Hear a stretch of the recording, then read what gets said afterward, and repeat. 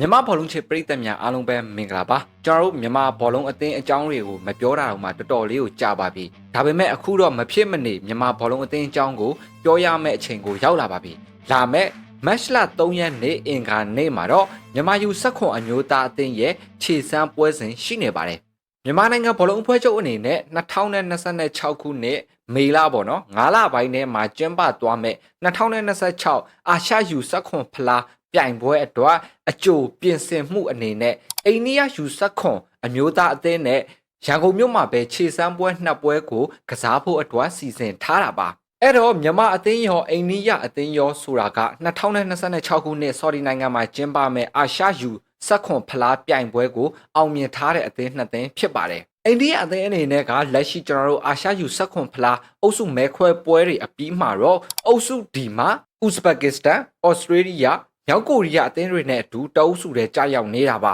အိန္ဒိယအသင်းကလည်းကျွန်တော်တို့တာမန်အသင်းတော့မဟုတ်ဘူးဗျသူတို့အသင်းအနေနဲ့ကလည်းဒါချစ်စစ်ပွဲအစ်စ်မှာတကယ်ကိုအင်အားကြီးတဲ့လက်ဘနွန်တို့အီရန်တို့လိုအသင်းတွေကိုကြော်ဖြတ်ပြီးတော့ချစ်စစ်ပွဲအောင်မြင်ခဲ့တာဖြစ်ပါတယ်အိန္ဒိယအသင်းအနေနဲ့ကဒီချစ်စစ်ပွဲစဉ်တွေမှာလည်းအုပ်စု D မှာအီရန်လက်ဘနွန်ပါလက်စတိုင်းတရုတ်တိုင်ပေအစရှိတဲ့အသင်းတွေနဲ့အတူတအုပ်စုတွေကြာရောက်ခဲ့ပြီးတော့အိန္ဒိယအသင်းအနေနဲ့ကအုပ်စုအဖွင့်ပွဲစဉ်မှာပါလက်စတိုင်းအသင်းနဲ့တကူစီတည်ကြတယ်အုပ်စုဒုတိယပွဲစဉ်မှာတရုတ်တိုင်ပေအသင်းကို3-2ဆိုတဲ့ရလဒ်နဲ့အနိုင်ရရှိခဲ့တယ်။အုပ်စုတတိယပွဲစဉ်မှာတော့လက်ဘနွန်အသင်းကို2-0မရှိဆိုတဲ့ရလဒ်နဲ့အနိုင်ရရှိခဲ့ပါတယ်။အုပ်စုနောက်ဆုံးပွဲစဉ်မှာလည်းအီရန်အသင်းနဲ့အကျိတ်နဲ့ကစားပြီးတော့2-2ဆိုတဲ့ရလဒ်နဲ့အနိုင်ရရှိခဲ့တာပါ။ဒီနေရာမှာအိန္ဒိယအသင်းချစ်စစ်ပွဲအောင်မြင်လာတာကိုကြည့်မယ်ဆိုလို့ရှိရင်အိန္ဒိယအသင်းကဒါကျွန်တော်တို့ချစ်စစ်ပွဲစဉ်အစ်စ်မှာအုပ်စုပွဲစဉ်၄ပွဲကစားတဲ့နေရာမှာ2ပွဲနိုင်1ပွဲတည်1ပွဲရှုံးပေါ့နော်။ရာဂိုးကကျွန်တော်တို့6ဂိုးပေးဂိုး5ဂိုးနဲ့ရမှတ်က9မှတ်ပဲရတာပါ။အုပ်စုဒုတိယနေရာမှာရပ်တည်နိုင်ခဲ့တဲ့အီရန်အသင်းကလည်း၄ပွဲကစား2ပွဲနိုင်1ပွဲတည်1ပွဲရှုံး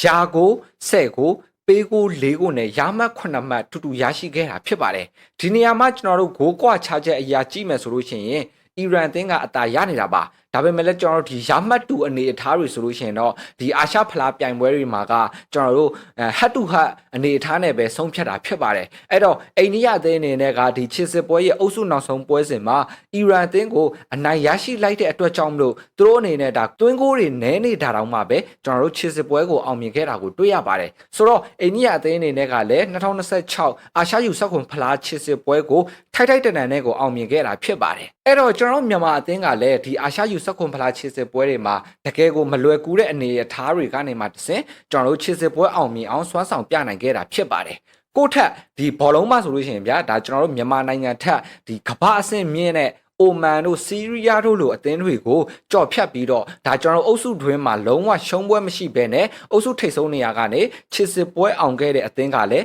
မြန်မာအသင်းဖြစ်ပါတယ်ဆီးရီးယားအိုမန်အာဖဂန်နစ္စတန်နီပေါတို့ပါဝင်တဲ့အာရှယူဆက်ခွန်ဖလားချစ်စစ်ပွဲရဲ့အုပ်စု G မှာဆိုလို့ရှိရင်မြန်မာအသင်းက၄ပွဲကစား၃ပွဲနိုင်1ပွဲတည်ရာကို17ကိုပေးကို3ကိုဆိုတဲ့ဒါကျွန်တော်တို့အနေအထားတစ်ခုနဲ့ထိုက်တန်ကိုချစ်စစ်ပွဲအောင်မြင်ခဲ့တာဖြစ်တယ်အဲ့တော့ဒါပြီးခဲ့တဲ့အာရှယူဆက်ခွန်ဖလားချစ်စစ်ပွဲစဉ်တွေမှာအသီးသီးခြေစွာခဲကြတဲ့အိန္ဒိယယူဆက်ခွန်အသင်းနဲ့မြန်မာယူဆက်ခွန်အသင်းတို့ကတော့မကြာမီမှာခြေစမ်းပွဲအဖြစ်နဲ့ရှင်ပြိုင်ကစားသွားတော့မှာဖြစ်ပါတယ်အဲ့တော့ကျွန်တော်တို့မြန်မာအသင်းရဲ့အာရှယူဆက်ခွန်ဖလားအုပ်စုကိုကြည့်မယ်ဆိုလို့ရှိရင်အုပ်စု A မှာ Asian Saudiတာဂျစ်ကစ္စတန်ကျွန်တော်အာဆီယံပြိုင်ဘက်ထိုင်းအသင်းတွေနဲ့တအုပ်စုတွေကြာရောက်နေတာပါအဲ့တော့ကျွန်တော်မြန်မာအသင်းရဲ့အုပ်စုကအိန္ဒိယအသင်းရဲ့အုပ်စုနဲ့ရှင်လိုက်မယ်ဆိုလို့ရှိရင်တော့အနည်းငယ်6နယ်လို့ထင်ရပါတယ်အိန္ဒိယအသင်းရဲ့ဒါအုပ်စုမှာဆိုလို့ရှိရင်ဩစတြေးလျဥဇဘက်ကစ္စတန်မြောက်ကိုရီးယားပေါ့နော်၃သင်းစလုံးကိုတောင်အာရှဒေသကအိန္ဒိယအနေနဲ့ဒ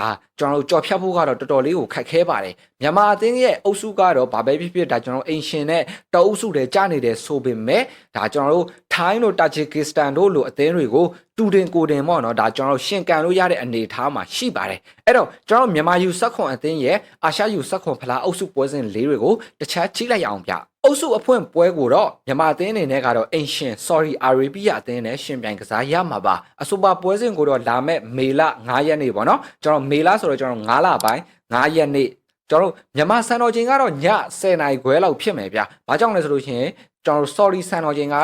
8:00နာရီမှာကစားမှာဖြစ်ပါတယ်။အဲ့တော့ဒီအင်ရှင်အသင်းနဲ့တွဲဆုံတဲ့အုပ်စုအဖွင့်ပွဲစဉ်ကတော့တော်တော်လေးကိုအရေးကြီးတယ်။လုံးဝအင်ရှင်ကိုကျွန်တော်မရှုံးနိုင်ဖို့နဲ့အင်ရှင်စီကနေပြီးတော့ရှားတလောက်အမှတ်ကိုယူဖို့ကတော့အရေးကြီးပါတယ်။အဖွင့်ပွဲစဉ်ရဲ့ရလက်ကဒါကျွန်တော်တို့နောက်ပွဲစဉ်တွေအတွက်ကိုတကယ်ကိုအကျိုးသက်ရောက်မှုဖြစ်မှာပါအဲ့တော့အုပ်စုဒုတိယပွဲစဉ်မှာတော့မြန်မာအသင်းကတာဂျစ်ကစ္စတန်အသင်းနဲ့ရင်ဆိုင်ရမှာပါအဆိုပါပွဲစဉ်ကိုတော့မေလ9ရက်နေ့မြန်မာစံတော်ချိန်ည12:00နာရီတိတိမှာကစားမှာဖြစ်ပါတယ်။ဆော်ဒီစံတော်ချိန်ကတော့ည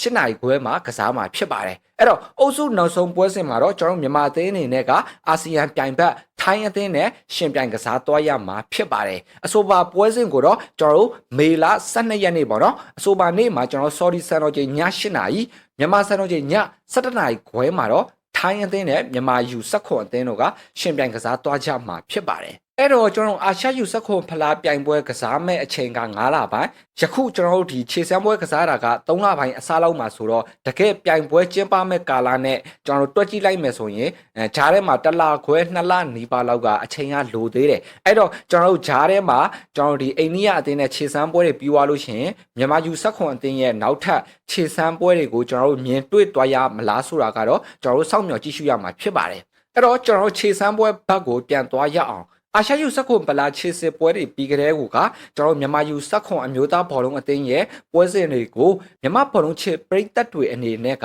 မျှော်လင့်ဆောင်စားနေကြတာပါလက်ရှိမှာတော့ဒါကျွန်တော်တို့အိန္ဒိယယူဆက်ခွန်အသင်းနဲ့မြန်မာယူဆက်ခွန်အသင်းတို့ရဲ့ခြေစမ်းပွဲစဉ်ကိုကျွန်တော်တို့တိတ်မကြမီအချိန်အတွင်းမှာပဲကျွန်တော်တို့ကြည့်ရှုခန်းစားရတော့မှာဖြစ်ပါတယ်အိန္ဒိယယူဆက်ခွန်အသင်းနဲ့မြန်မာယူဆက်ခွန်အသင်းတို့ကမြန်မာနိုင်ငံရန်ကုန်မြို့တူဝနာကွင်းကြီးထဲမှာလာမဲ့9လပိုင်းမတ်လ3ရက်နေ့နဲ့9ရက်နေ့တွေမှာခြေစမ်းပွဲ2ပွဲရှင်ပြိုင်ကစားသွားမှာပါအဆိုပါပွဲစဉ်တွေကိုတော့ဒါကျွန်တော်တို့မြန်မာအသင်းတွေပုံမှန်ကစားနေကြအချိန်ဖြစ်တဲ့ညနေ4နာရီမှာပဲတူဝနာကွင်းထဲမှာကစားသွားမှာဖြစ်ပါတယ်ပထမပွဲစဉ်ကိုတော့ကျွန်တော်တို့မတ်လ3ရက်နေ့အင်္ဂါနေ့ပေါ့နော်မြန်မာစံတော်ချိန်ညနေ4နာရီမှာတူဝနာကွင်းကြီးထဲမှာကစားသွားမယ်ဒုတိယခြေစမ်းပွဲစဉ်ကိုတော့မတ်လ9ရက်နေ့ကြာတာပတင်းနေ့မြန်မာစံတော်ချိန်4နာရီကျွန်တော်တို့တူဝနာကွင်းကြီးထဲမှာရှင်ပြိုင်ကစားသွားမှာဖြစ်ပါတယ် TV channel အနေနဲ့ကတော့ channel 7ကနေပြီးတော့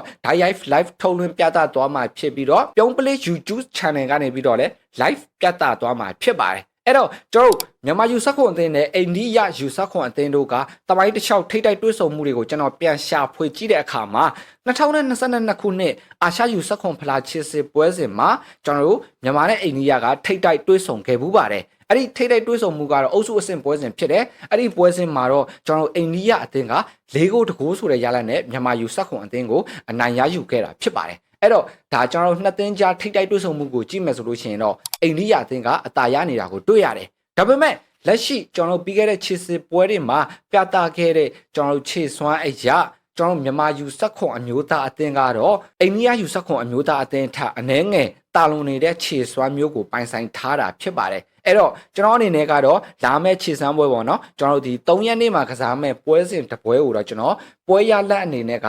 မြန်မာအသင်း2ဂိုးကိုမရှိဒါမှမဟုတ်3ဂိုးတဂိုးလောက်နဲ့အနိုင်ရရှိသွားမယ်လို့တော့ကျွန်တော်ကတော့ခံမှန်းပါတယ်ပရိသတ်တွေအနေနဲ့ကရောလာမဲ့ခြေစမ်းပွဲမှာကျွန်တော်ဒီ3ရက်နေ့မှာကစားမဲ့ပွဲပေါ့နော်အဲ့ဒီပွဲမှာမြန်မာအသင်းအိန္ဒိယအသင်းကိုအနိုင်ရရှိသွားမလားဘယ်လိုရလဒ်မျိုးထွက်ပေါ်လာမလဲကျွန်တော်တို့ comment မှာခံမှန်းပေးသွားလို့ရပါတယ်9ရက်နေ့ပွဲစဉ်ကတော့ကျွန်တော်တို့3ရက်နေ့ပွဲစဉ်ပြီးတော့မှပဲကျွန်တော်ထပ်ပြီးတော့ခံမှန်းမဲပေါ့နော်မြန်မာယူဆက်ခွန်အသင်းရဲ့အာရှဖလားနဲ့ပတ်သက်တဲ့နောက်ထပ်အကြောင်းအရာတွေကိုလည်းကျွန်တော်ဆက်လက်တင်ဆက်ပေးသွားဖို့ရှိပါတယ်မြန်မာဘောလုံးလောကနဲ့ပတ်သက်တဲ့သတင်းအချက်အလက်အကြောင်းအရာတွေကိုအမြဲတမ်းသိရှိချင်တယ်ဆိုလို့ရှိရင်ကျွန်တော်ရဲ့ BDTV ဆိုတဲ့ channel လေးကို subscribe လုပ်လေးနှိပ်ထားဖို့လည်းမမေ့ကြပါနဲ့ဦးဗျာ